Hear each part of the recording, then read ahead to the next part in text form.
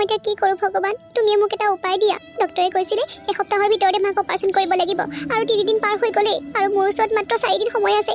এই 4 দিনৰ ভিতৰত মই ক'ৰ পৰা টকা যোগাৰ কৰোঁ, কি কৰোঁ?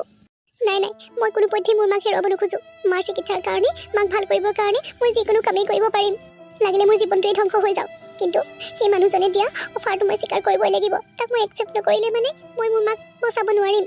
তইনো ইয়াত অকলে কি চিন্তা কৰি আছ মাজনী? অ' মা, তুমি কেতিয়া আহিলা দেখলে? মই একো চিন্তা কৰা নাই। কিয় উঠি আহিলা তুমি? কিমাননো আৰু বিচনাখনতে পৰি থাকিমো, হ'ল বুলিনো আৰু 24 ঘণ্টাই শুই থাকিব পাৰিনে? অকণমান ভাল লাগিলে মনটো, সেইকাৰণে বোলো বাহিৰলৈকে ওলাই আহোঁ। তই পিছে বাহিৰত অকলে কি কৰি আছ? নাই মা, এই বাহিৰত ইমান ধুনীয়া বতাহ মাৰি আছে চোৱাচোন, সেইকাৰণে বোলো বতাহকে অকণমান লওঁহি, সেই বুলি গুচি আহিলোঁ। সেই নহয়, তোমাৰ দেহাটো বেছিকৈ বেয়া কৰিছে নেকি? নাই মাজনী, তই বেছিকৈ চিন্তা নকৰিবি, মোৰ গাটো ইমানো বেয়া লগা নাই। মাজে অকণমান মূৰটো ঘূৰাই আছে। হ'ব দে, মই সোনকালে ভাল হৈ যাম। তই আছ নহয় মোৰ লগত, মই জানো তই মোক একো হ'বলৈ নিদিয়, আৰু তোৰ কাৰণে মই মৰিবও নোৱাৰোঁ। অ' মা, মই তোমাৰ কাৰণে, তোমাক সুস্থ কৰিবৰ কাৰণে যিকোনো কামেই কৰিম, গম পাইছানে? তোমাক মই কেতিয়াও মৰিবলৈ এৰি দিব নোৱাৰোঁ। তুমি মোৰ ভাগৰ ফোনটো কিয় ৰিচিভ কৰা নাছিলা? আৰু যি কি নহওক, তুমি মোৰ ওচৰলৈ আহিলা যেতিয়া মই বুজি পাই গৈছোঁ যে তুমি মোৰ ভাগৰ অফাৰটো একচেপ্ট কৰিছা, ৰাইট? তেতিয়াহ'লে তুমি মোৰ পত্নী হ'বলৈ সাজু, মিছ ৰুচিতা? অ' সাজু আছোঁ। তাৰ বাহিৰে যে মোৰ হাতত একো উপায়ো নাই। যদি আৰু 3 দিনৰ ভিতৰত মই মাৰ অপাৰেশ্যন নকৰাওঁ, তেতিয়াহ'লে মোৰ মা মৰি থাকিব। আৰু মাৰ এই অপাৰেশ্যনটোত ইমান টকাৰ প্ৰয়োজন যে মই মোৰ শৰীৰৰ প্ৰতিটো অংগ বিক্ৰী কৰিলেও সিমান টকা গোটাব নোৱাৰিম। যদিহে মই আপোনাৰ লগত বিয়াত বহিলেই আপুনি মোৰ মাক ভাল কৰি দিব, অপাৰেশ্যনৰ বাবে প্ৰয়োজনীয় সম্পূৰ্ণ টকাখিনি দিব, তেতিয়াহ'লে মই এই বিয়াত বহিম। মই নাজানো আপুনি কিয় এনেকুৱা কৰিছে, আপুনি কোন হয়, কি কথা, একোৱেই নাজানো। আৰু এইটো মুহূৰ্তত মই তাক জানিবলৈ ইচ্ছাও নকৰোঁ। এতিয়া মোৰ লক্ষ্য এটাই, মই মোৰ মাক যেনে তেনে ভাল কৰিব লাগিব। কিন্তু মোৰ দুটামান চৰ্ত আছে। কি চৰ্ত? আৰু এটা কথা, অকল তোমাৰ চৰ্তই মই পূৰণ নকৰোঁ, তুমিও কিন্তু মোৰ চৰ্তসমূহ মানিব লাগিব। মোৰ মা সম্পূৰ্ণৰূপে সুস্থ হৈ নোযোৱালৈকে যাতে মোৰ বিয়াৰ কথা তেখেতে গম নাপায়, ইয়াৰ বাবে সম্পূৰ্ণ দায়িত্ব আপোনাৰ। আৰু 2 নম্বৰত, মই আপোনাৰ লগত বিয়াত বহিম সঁচা, কিন্তু আপুনি তেতিয়ালৈকে মোক পত্নীৰ দৰে ব্যৱহাৰ কৰিব নোৱাৰিব, যেতিয়ালৈকে মই নিবিচাৰোঁ। ঠিক আছে, এতিয়া মোৰ চৰ্ত শুনা। তোমাৰ মাৰ অপাৰেশ্যনৰ 5 দিনাই তুমি মোৰ লগত বিয়াত বহিব লাগিব। আৰু দ্বিতীয়তে, বিয়াৰ পাছত তুমি তোমাৰ মাৰ ওচৰলৈ নহয়, পত্নী হৈ অৰ্থাৎ কইনা সাজেৰে মোৰ ঘৰলৈ যাব লাগিব। মীৰা, যিহেতু তুমি মোৰ সকলো কামেই চম্ভালি লোৱা, গতিকে তোমাক মই এটা বহুত ডাঙৰ কাম দিবলৈ লৈছোঁ। আৰু মই আশা কৰোঁ আৰু বিশ্বাসী যে তুমি এইটো কামো খুব ধুনীয়াকৈ চম্ভালি ল'বা। ছাৰ, আপুনি মোক দিয়া প্ৰতিটো কামেই মই মনে প্ৰাণে বহুত ভালকৈ কৰিবলৈ চেষ্টা কৰোঁ, আৰু এইবাৰো বহুত ভালকৈ কৰিবলৈ চেষ্টা কৰিম। কি কাম ছাৰ? মোৰ পৰহিলৈ বিয়া। ছাৰ, আপুনি এইবোৰ কি কৈছে? মোৰ লগত ধেমালি কৰিছে ন? নাই কৰা মীৰা, মই ধেমালি নাই কৰা, মই সঁচাকৈ কৈছোঁ। পৰহিলৈ মোৰ বিয়া, গতিকে বিয়াৰ সমস্ত কাম তুমি কৰিব লাগিব। মানে পণ্ডিতৰ পৰা ধৰি লৈ যিখিনি প্ৰয়োজনীয় কাম কাজ, কাপোৰ কানিৰ বজাৰ, অলংকাৰ যি লাগে, কইনাজনীক বা বিয়াৰ কাৰণে প্ৰয়োজনীয় সামগ্ৰী, সকলোখিনি দায়িত্ব তুমি ল'ব লাগিব। ছাৰ, এইবোৰ আপুনি কি কৈছে? ইমান ঘপককৈ আপোনাৰ বিয়া? আমাৰ অফিচৰ দেখোন কোনেও গম নাপায়, আৰু ময়ো দেখোন এবাৰো গম নাপালোঁ। এনেকৈ গম পাবা, মই এতিয়ালৈকে কাকো কোৱাই নাই, এয়াই প্ৰথম তোমাক কৈছোঁ। ছাৰ, আপুনি মানে মনে বিয়া কৰাব নেকি? মানে আপোনালোকৰ ঘৰতো কোনেও গম নাপায়? না, নাপায়। আৰু এইটো দায়িত্ব তোমাকো দিছোঁ, যাতে বিয়াৰ দিনাখনলৈকে আমাৰ ঘৰৰ মানুহে কোনেও যাতে মোৰ বিয়াৰ কথা গম নাপায়। মাত্ৰ তুমি এইবোৰ কাম মনে কৰিবা। কিন্তু ছাৰ, আপুনি এনেকৈ ঘপককৈ কিয় বিয়া কৰাবলগীয়া হ'ল? আপুনি কিবা সমস্যাত নাইতো?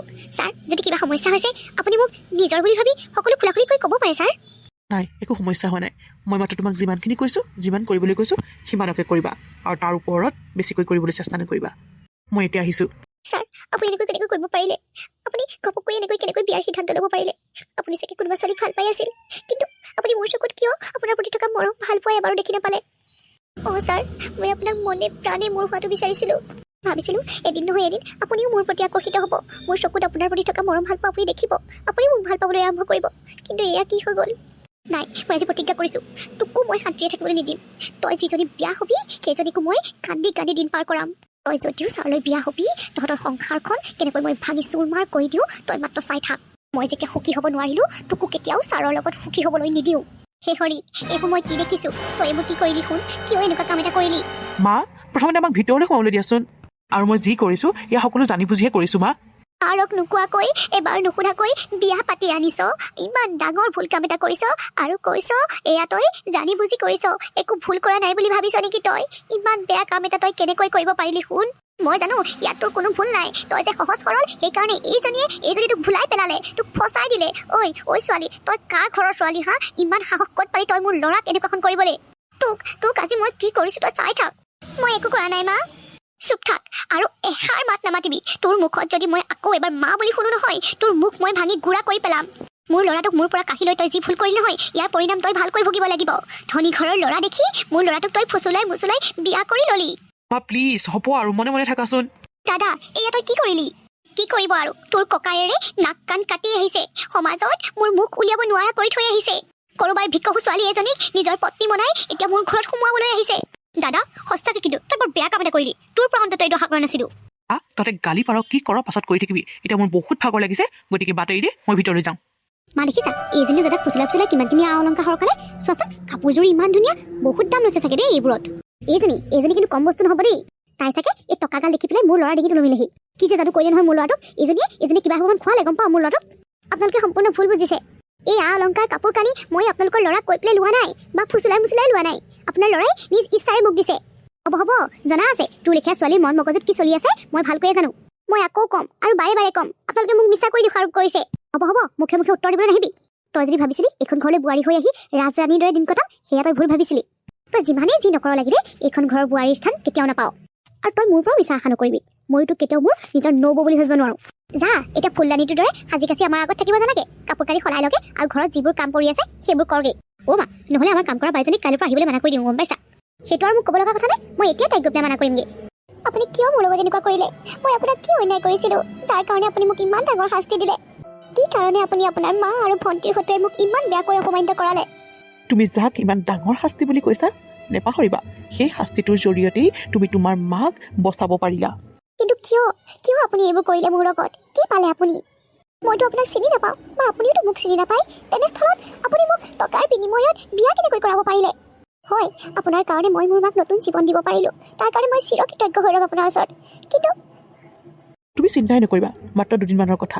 দুদিনমানৰ পাছত তুমি এই বান্ধোনৰ পৰা মুক্ত হ'ব পাৰিবা। মই তোমাক নিজেই মুক্ত কৰি দিম। তুমি সমাজত এজনী ডিভৰ্চি হৈ থাকিব লাগিব, আৰু এইটোৱেই হ'ব তোমাৰ বাবে এটা ডাঙৰ শাস্তি আৰু মোৰ বাবে প্ৰতিশোধ পূৰণ। মানে আপুনি কি ক'ব বিচাৰিছে? প্ৰতিশোধ? আপুনি মোৰ ওপৰত প্ৰতিশোধ ল'বলৈ মোক বিয়া কৰালে? কিন্তু কিয়? মইতো আপোনাক একো অন্যায় কৰা নাই। কিহৰ ক্ষোভত আপুনি মোৰ লগত এনেকুৱা কৰিলে? তুমি মোৰ লগত একো কৰা নাই ঠিকেই, কিন্তু তুমি যাৰ লগত কৰিছা সি এতিয়া এই পৃথিৱীত জীয়াই নাই। মই মোৰ বন্ধুৰ প্ৰতিশোধ লৈছোঁ, যি জীয়াই নাথাকিল একমাত্ৰ তোমাৰ কাৰণে। তোমাক যেতিয়া গোটেই সমাজে এজন পুৰুষে এৰি দিয়া নাৰী বুলি হাঁহিবলৈ ধৰিব, তেতিয়াই মোৰ বন্ধুৰ আত্মাই শান্তি পাব। এইবোৰ কি কৈছে আপুনি? আপোনাৰ কোন বন্ধুৰ মই মৃত্যুৰ কাৰণ হৈ পৰিলোঁ? বিশ্বাস কৰক, মই আজিলৈকে জানি বুজি কাৰো লগত অন্যায় কৰা নাই। কৰিছা, তুমি অন্যায় কৰিছা। তুমি মোৰ বন্ধুৰ লগত অন্যায় কৰিলা। আজিৰ পৰা 3 বছৰ আগতে যেতিয়া মোৰ বন্ধুৱে তোমাক প্ৰপ'জ কৰিছিলে, তুমি সেই প্ৰপ'জ একচেপ্ট কৰা নাছিলা, আৰু যাৰ কাৰণে মোৰ বন্ধুৱে ছুইচাইড কৰিলে। সি মোৰ বেষ্ট ফ্ৰেণ্ড আছিলে, আৰু এই কথাটো সি মৃত্যুৰ আগত মোক কৈ থৈ গৈছিলে। আৰু তেতিয়া মই প্ৰতিজ্ঞা কৰিছিলোঁ যে তোমাক ইয়াৰ শাস্তি মই দিহে এৰিম, আৰু তাৰ বাবে মই মাত্ৰ এটা সুযোগৰ অপেক্ষা কৰি আছিলোঁ। তাৰ মৃত্যুৰ পাছৰ পৰাই মই তোমাক ফ'ল' কৰি আছিলোঁ, আৰু যেতিয়া গম পালোঁ যে তোমাৰ মা মৃত্যুৰ লগত যুঁজি আছে আৰু অপাৰেশ্যন কৰিবৰ বাবে বহুত টকাৰ প্ৰয়োজন, তেতিয়াই মই সুযোগটো ল'লোঁ। কি কৈছে আপুনি এইবোৰ? মোক আজিলৈকে যিমানেই প্ৰেমৰ প্ৰস্তাৱ দিছে মই সকলোকে নাকচ কৰিছোঁ।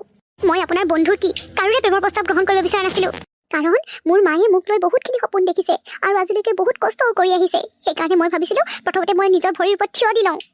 মই ভবা নাছিলোঁ আপোনাৰ বন্ধুৱে যে মই প্ৰেমৰ প্ৰস্তাৱ নাকচ কৰাৰ কাৰণেই মৃত্যুবৰণ কৰিব। আৰু মই ভাবোঁ ইয়াত মোৰ কোনো দোষো নাছিলে, কাৰণ প্ৰেমৰ প্ৰস্তাৱ গ্ৰহণ কৰা নকৰা সেইটো মোৰ ওপৰত কথা। এই কথাটো যদি আঘাত পাই আপোনাৰ বন্ধুৱে আত্মহত্যা কৰিছে, তাত মোৰ দুখ ক'ত? মই সেইবোৰ একো নাজানো আৰু শুনিবও বিচৰা নাই। তোমাৰ জাষ্টিফিকেশ্যন নালাগে। মই মাত্ৰ এটাই জানো, মোৰ বন্ধুৰ মৃত্যুৰ কাৰণ তুমি। আৰু মই যেনেকৈ প্লেনিং কৰিছিলোঁ সকলোখিনি হৈ আছে, মাত্ৰ দুখোজমান বাকী। তুমি এইখন বিচনাতে শুব পাৰা, মই আহিছোঁ। কিন্তু এই ৰাতিখন আপুনি কোনফালে যাবলৈ ওলাইছে? মই ক'লৈ যাওঁ কি কৰোঁ ইয়াৰ খবৰ ল'বলৈ তোমাক অধিকাৰ দিয়া নাই। তুমি চিন্তাই নকৰিবা। তুমি যে মোক চৰ্তটো দিছিলা যে যেতিয়ালৈকে তুমি নিবিচাৰা তেতিয়ালৈকে মই তোমাৰ লগত পত্নীৰ দৰে ব্যৱহাৰ কৰিব নোৱাৰিম। তুমি বিচাৰা বা নিবিচাৰা, তুমি মোৰ নামতহে পত্নী। তুমি বিচাৰিলেও মই তোমাক পত্নীৰ অধিকাৰ দিব নোৱাৰিম। হে ভগৱান, তুমি মোৰ আৰু কিমান পৰীক্ষা নোলোৱা।